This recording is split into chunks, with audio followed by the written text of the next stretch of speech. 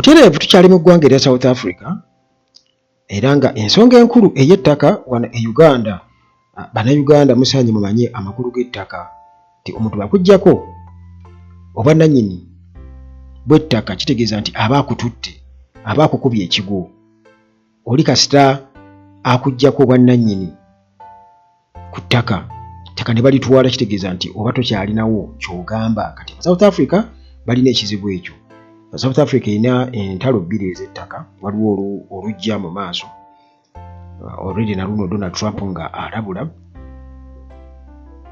waliwo olwa Lesotho, kakati na luno olw'abanansi ba South Africa. Abazungu abagambye okuba nti bali less than 80%, abaddugavu bali mu 80%, naye be basinga ate ettaka eddene mu South Africa. Kati Donald Trump yasoose kulabula. Kati this time njagala tulabe Donald Trump versus Ramaphosa, obaye bamuyita president wa South Africa Cyril Ramaphosa. Amugamba ki Donald Trump mu kulabula, ate era n'ebigambo bya Cyril tugenda kuba tubiyitamu tulabe ensonga y'ettaka engeri gyenyiinyiitidde. Donald Trump agamba atya ku nsonga eno? Terrible things are happening in South Africa. The leadership is doing some terrible things, horrible things. So that's under investigation right now. We're making determination.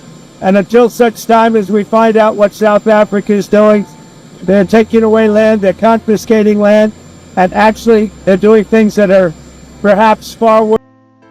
Oye Donald Trump.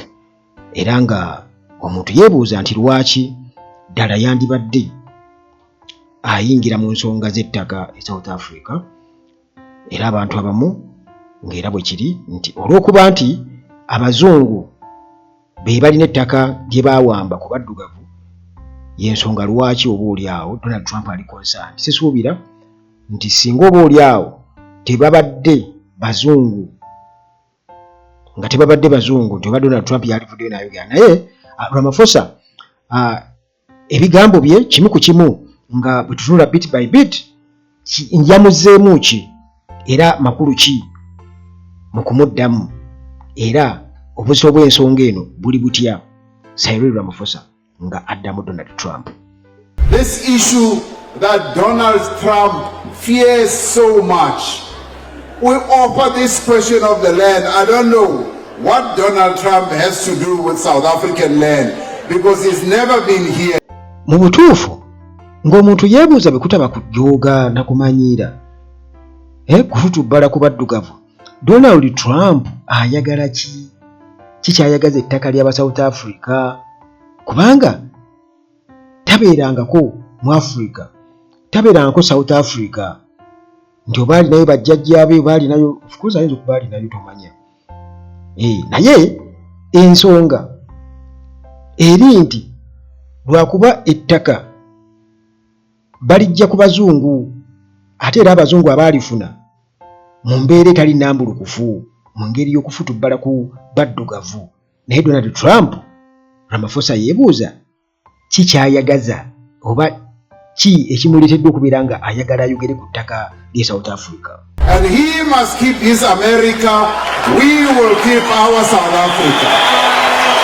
That is what he must do. South Africa is our land. South Africa belongs to all the people who live here. Trump alabika yanyize eppeesa effu. Kubanga batutse n'okubeera nga bamujjukiza nti munnange era South Africa si America.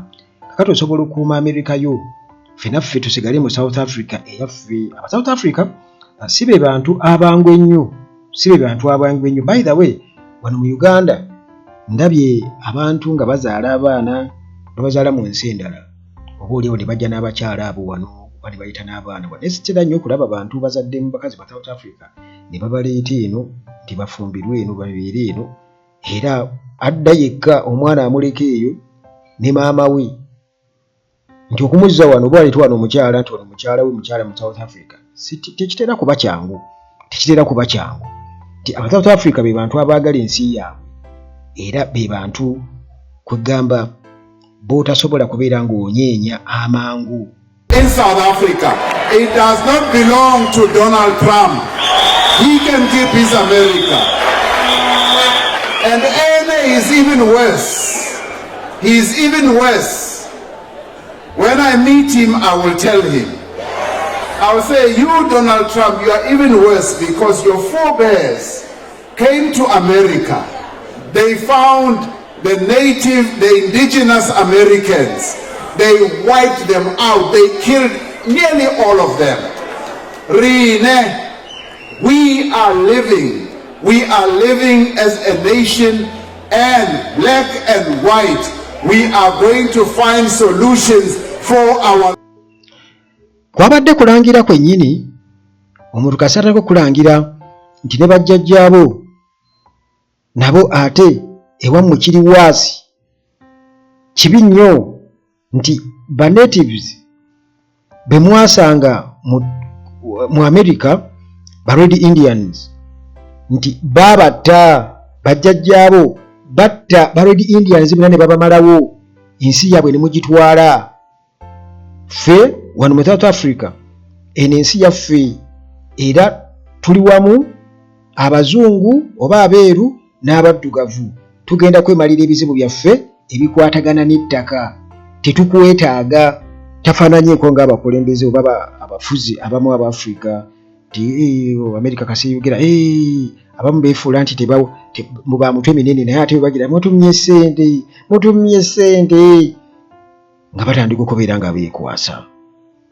Bo si bwe bali. Sigala mu America yo. Va mu by'ensi yaffe.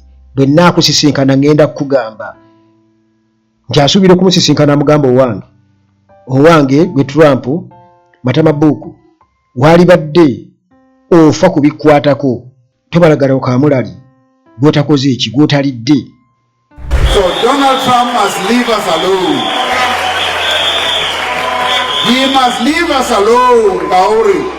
When we were facing apartheid, when we were facing oppression, he was not here. He did not fight side by side with us. And we were able, on our own, yes, with support of progressive forces in the world, to resolve the apartheid question. As far as I recall, Donald Trump was not around the negotiating table when we negotiated the end of apartheid. So stick around there in the White House. We will.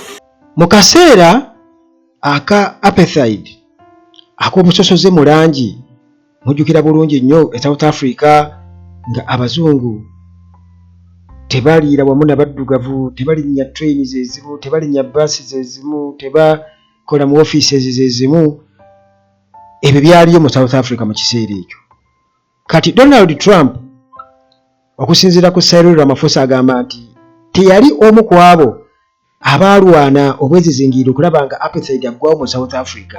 Kati essaawa eno ajja abuukula beera mu White House yo togezaako kubeera nga otuleetako ettumba lyo. Beera eyo b'olina okulagira obamanyi si ffe aba South Africa bantu balala nnyo abaatubeererawo. Jjukira nti oba oli awo abazungu baali tebasuubira kuba nti oba enkola eya apartheid eyinza okuggwawo mu South Africa nti batono nnyo abaakivumirira. Era America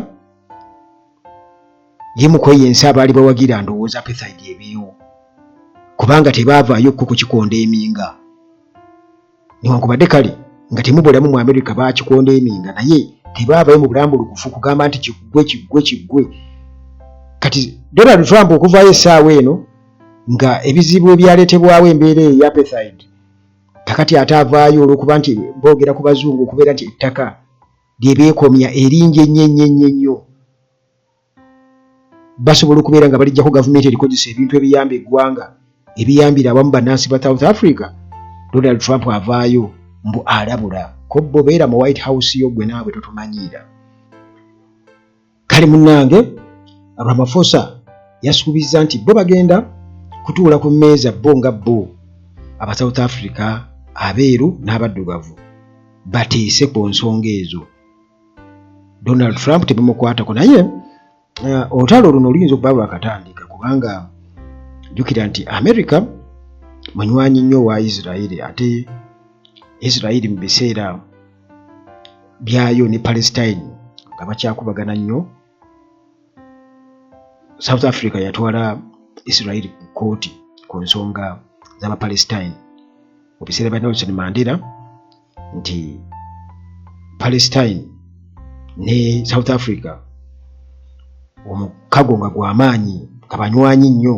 Kale South Africa nga tesobola kubeera nga yo evvuunuka ekyapethide ate balaba bannaabwe Apalestine bakyakijanyizibwa Abayisirayiri, so nga ate Donald Trump America okutwaliza awamu banywanyi nnyo ba Isirayiri.